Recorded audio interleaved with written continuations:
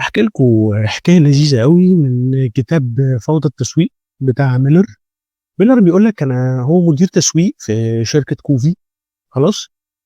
ماسك فريق تسويق كبير، فالمهم قال لك عملنا marketing plan تحفة، وكانت قوية جدًا، جدًا، جدًا، والناس كلها قعدت تقول قد إيه دي حلوة وقد إيه دي تمام. وبعدين قال لك أنا دخلت على الCEO بتاع الشركة عشان آخد منه approval بقى على الmarketing plan وابتدي أشتغل.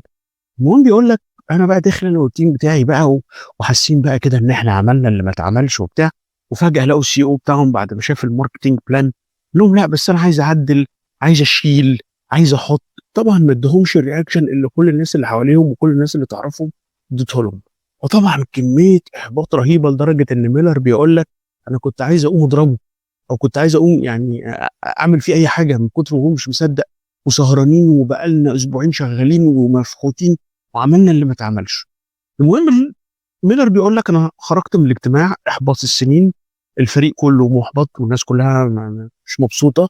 المهم قال لك أنا قعدت كده شوية عملت recap للي حصل، وحاولت إن أنا أنسى اللي حصل في الموضوع ده، وخدت الكومنتات بتاعة الCEO على محمل الجد، وقعدنا اشتغلنا عليها أسبوع تاني.